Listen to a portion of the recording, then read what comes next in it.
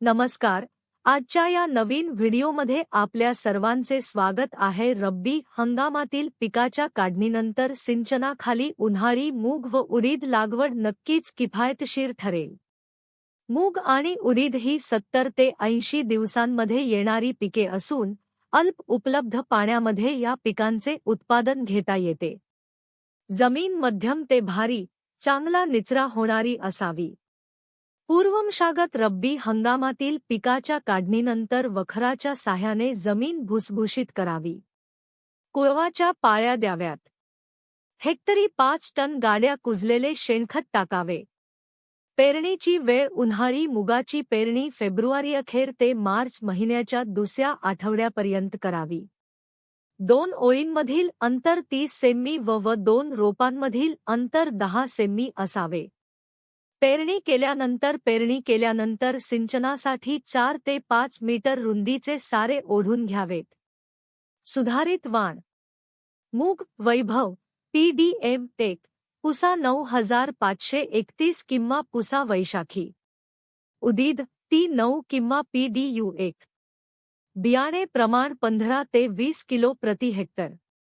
बीज प्रक्रिया मर रोगाचा प्रादुर्भाव कमी करण्यासाठी पेरणीपूर्वी प्रति किलो बियाण्यास 3 ग्रॅम थायर्म किंवा 5 ग्रॅम ट्रायकोडर्मा भुकटी लावावी. त्यानंतर 25 ग्रॅम रायझोबियम जीवाणू संवर्धक गुळाच्या थंड पाण्यामध्ये मिसळून बियाण्यावर लावावी. सावलीमध्ये वाळवल्यानंतर पेरणी करावी. रायझोबियममुळे मुळांवरील गाठींचे प्रमाण वाढून नत्राची उपलब्धता वाढते. पेरणीपूर्वी पाणी देऊन रान वाफशावर आल्यानंतर पेरणी करावी. खत माता या पिकांना 20 किलो नत्र आणि 40 किलो स्फुरद प्रति हेक्टरी द्यावे. रासायनिक खे ही चांगल्या कुजलेल्या शेणखतासोबत मिसळून बियाण्याजवळ पेरणी केल्यास पिकाच्या वाढीस लाभ होतो. आंतरमशागत पिकाच्या पेरणीनंतर 20 ते 25 दिवसात पहिली कोळपणी करावी.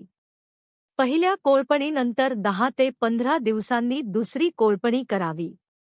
कोळपणीनंतर खुरपणी करून रोप तण विरहित ठेवावे. पिके सुरुवातीची 40 ते 45 दिवस तणविरहित ठेवल्यास उत्पादन वाढीस फायदा होतो. पाणी व्यवस्थापन. पेरणीनंतर 8 ते 10 दिवसांनी पहिली पाण्याची पाळी द्यावी. पिकाच्या संपूर्ण कालावधीत एकूण 5 ते 6 पाण्याच्या पाळ्या पुरेशा होतात. पीक फुलोयात असताना व शेंगा तयार होताना पाण्याचा ताण पडणार नाही याची विशेष काळजी घ्यावी. पीक संरक्षण. उन्हाळ्यामध्ये किडीचा प्रादुर्भाव कमी प्रमाणात दिसून येतो.